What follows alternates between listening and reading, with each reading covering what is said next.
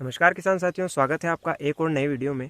आज के वीडियो में हम बात करने वाले हैं कि अफीम के में जो फ्लावरिंग स्टेज के लिए जो मैंने वीडियो बनाया था, कुछ दिन पहले मैंने एक वीडियो बनाया था कि अफीम में जो है फ्लावरिंग स्टेज में हमें कौन से खाद देने चाहिए।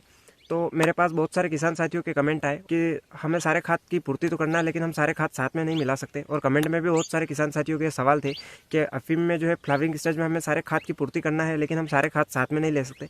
तो मुझे इस बात की खुशी है कि किसान कम से कम जागरूक है, उन्हें ये पता है कि हम सारे खाद एक साथ में नहीं दे सकते, क्योंकि सारे खाद जो है सब खाद एक दूसरे के साथ मिक्स नहीं होते हैं, कुछ काम करते हैं और कुछ काम नहीं करते हैं।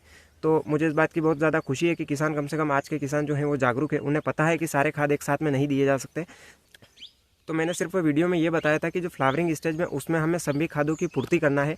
मैंने ये नहीं कहा था कि हम सारे खाद एक ही साथ मिलाकर डालना है। तो मैं आपको बता दूं कि उसमें मैंने बताया था कि फास्फोरस और पोटेशियम जो मुख्य पोषक तत्व हैं उनकी पूर्ति करना है, और उसके अलावा मैंने बताया था कि कैल्शियम, बोरान, मैग्नीशियम और सल्फर की पूर्ति करना है। तो किसान साथियों, आपको इस बात का ध्यान रखना है कि जो खाद हमें ज़्यादा चाहिए उन्हें हमने ज़मीन के माध्यम से देना है, और जो खाद हमें कम चाहिए उन्हें हम ऊपर से स्प्रे कर सकते हैं।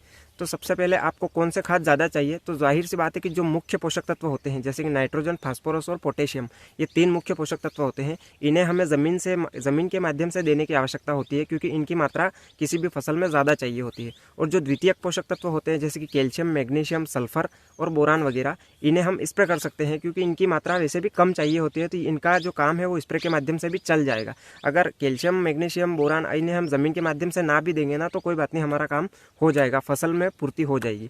तो किसान साथियों, सबसे पहले बात की जाए कि आपको जो है मुख्य पोषक तत्व यानी कि पोटेशियम और फास्फोरस जो फ्लावरिंग स्टेज में मैंने देने के बारे में बताया था आपको, तो जो है पोटेशियम और आपको फास्फोरस की पूर्ति के लिए आपको ज़मीन में 05234 देना है, सबसे बेहतर विकल्प है।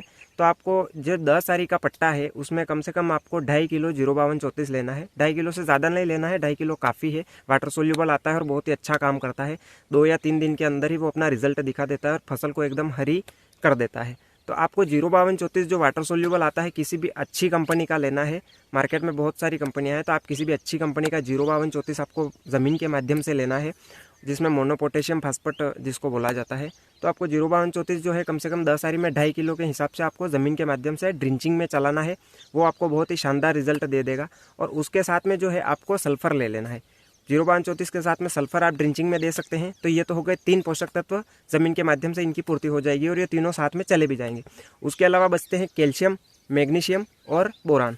तो इनको आपको स्प्रे के माध्यम से ले लेना है। चिलेटेड आते हैं, कोई दिक्कत वाली बात नहीं है। और कैल्शियम और बोरान तो मिक्स वाला जो है डिब्बा भी आता है, बहुत सारी कंपनियों ने टॉनिक निकाल रखा है जिसमें कैल्शियम और बोरान मिक्स आते हैं। तो आप उनका जो है वो पर्णी छिड़काव कर सकते हैं, ऊपर से स्प्रे कर सकते हैं, कोई दिक्कत वाली बात नहीं है। बहुत ही कम मात्रा में चाहिए होता है, तो आप स्प्रे में भी उनकी पूर्ति कर सकते हैं। किसान साथियों, सारी चीज़ें आपको साथ में मिलाने की ज़रूरत नहीं है।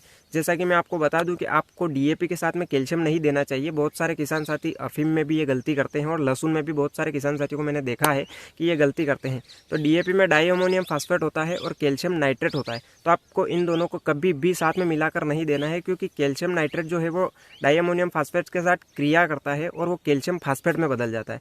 तो किसान साथियों, इस बात का ध्यान रखें कि कैल्शियम नाइट्रेट और डीएपी को कभी साथ में ना दें, क्योंकि कैल्शियम नाइट्रेट जो है वो डीएपी के साथ क्रिया करके कैल्शियम फास्फेट बनाता है, जो पौधों के लिए अनअवेलेबल फॉर्म में हो जाता है, तो पौधे उसको ग्रहण नहीं कर सकते।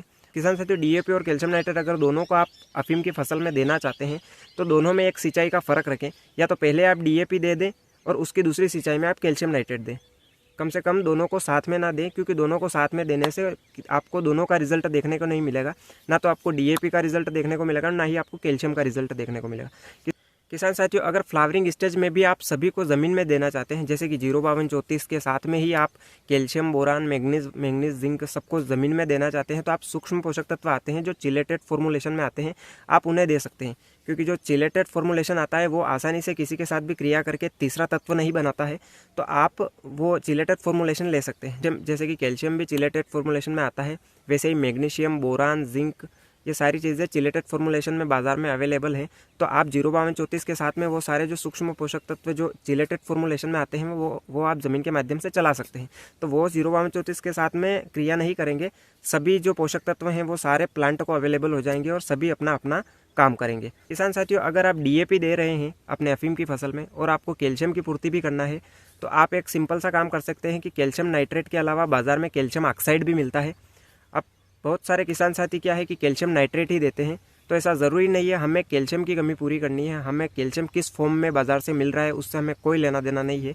तो आप कैल्शियम नाइट्रेट ना खरीदें, उसके बजाय आप डीएपी के साथ में देने के लिए कैल्शियम ऑक्साइड खरीद लें, क्योंकि कैल्शियम ऑक्साइड डीएपी के साथ में क्रिया नहीं करेगा, तो वो दोनों काम करेंगे। डीएपी भी काम करेगा और कैल्शियम ऑक्साइड भी आपकी फसल में काम करेगा। आपको ज़रूरी नहीं है, आपको कैल्शियम की कमी पूरी करने से मतलब रखना है तो आप कैल्शियम ऑक्साइड फॉर्मुलेशन वाला खरीद लें। 1 किलो की पैकिंग में आता है कैल्शियम ऑक्साइड, और आपको 10 आरी के पट्टे में कम से कम 2.5 से 3 किलो कैल्शियम ऑक्साइड देना है।